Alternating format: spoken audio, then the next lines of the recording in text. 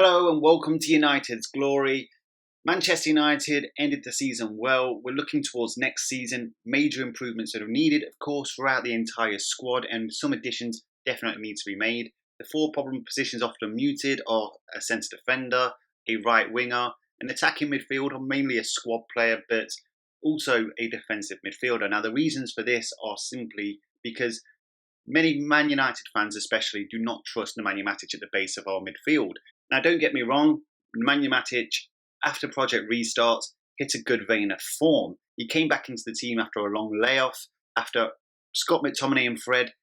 Don't get me wrong, nothing special, but they were performing pretty well leading up to the coronavirus lockdown. But fair play to Matic, he came back in and did a job and was undroppable due to his early form after Project Restart. But like many in the team, and it wasn't only him, so I'm not being hypercritical on Nemanja Matic only, his form started to dip come the last few games of the season.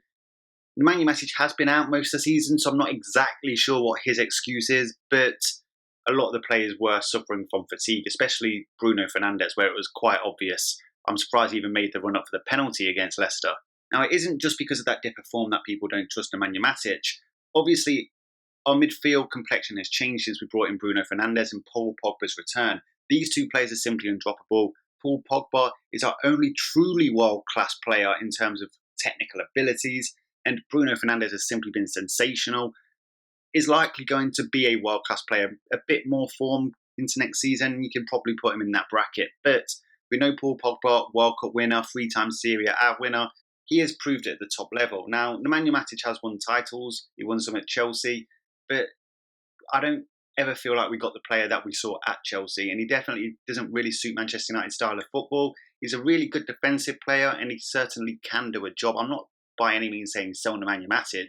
I'm just saying that if we're looking to become an attacking cohesive unit from defence to front and get the ball up the pitch quickly, Nemanja Matic just simply doesn't do that on a consistent basis. He takes far too many touches on the ball, and it's very noticeable when other teams press Manchester United that one of the players that particularly struggles with a opposing high press is Nemanja Matic. He starts losing the ball, whereas usually he's very industrious if you give him time. If you give him time, he can pick out a very good pass. He's got good passing, but ultimately it's his pace and his rhythm that ultimately struggles. So if Nemanja Matic was younger, you could say, well, he's got time to improve this, but he's in his 30s now, and it's unlikely we're going to see much improvement from him.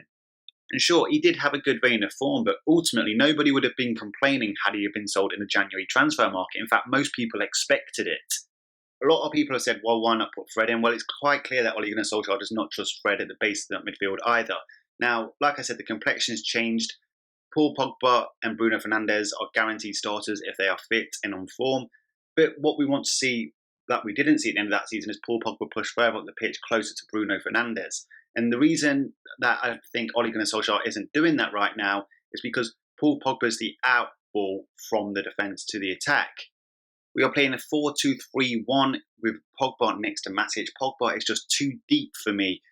His abilities would be more effective further up the pitch. Not that he's doing a bad job there, but I just feel if we could get somebody who could be trusted to play at the base of that midfield on their own, which Ole Gunnar Solskjaer does not trust Matic to do, then I think we can further improve. We've got 33 points to make up on Liverpool. I'm not expecting us to do that next season entirely, but ultimately we have got to close that gap significantly next season to show progression. And one of the ways I think we can do this is by getting somebody like Ruben Neves. Now, other players that have been muted, Declan Rice, Tonali, Partey, all fantastic players. And Partey is definitely a good second choice here. Declan Rice is going to cost far too much money. The English tax, he is simply not worth it if they are saying that he would go for a muted 80 million. Even Grealish, Declan Rice, these players are not worth 80 million pounds, especially in the current economy. And of course, Tonali is a good player, but he plays in Italy. I'm definitely a big fan of Tonali, but ultimately, players that come from the Italian league, Serie A, to the English Premier League, a high percentage of them struggle to get adapted to the pace quickly. And obviously, Thomas Partey has a £43 million release clause. For that amount of money, I would definitely pay it. But obviously, once again, you are bringing a player over from a foreign league to try and adapt him straight into the team and get into the dynamics of the team. But Ruben Neves playing at Wolves, who are excellent this year, I think he's perfect. He's dynamic. He can win the ball. He can pass the ball. He can play at the base of the midfield. He's 6 foot. He's big and physical. He can play quickly. He doesn't struggle when pressed. You know, he has all the qualities to play at that base of midfield. He has what Matic has and more. He's simply a better player than Matic. I would definitely, if you offered me a swap Ruben Neves for Matic, I'd swap it them straight away. Ruben Neves is only 23 as well, so he has further years of development and already I think is at Nemanja Matic's level, if not surpassed it.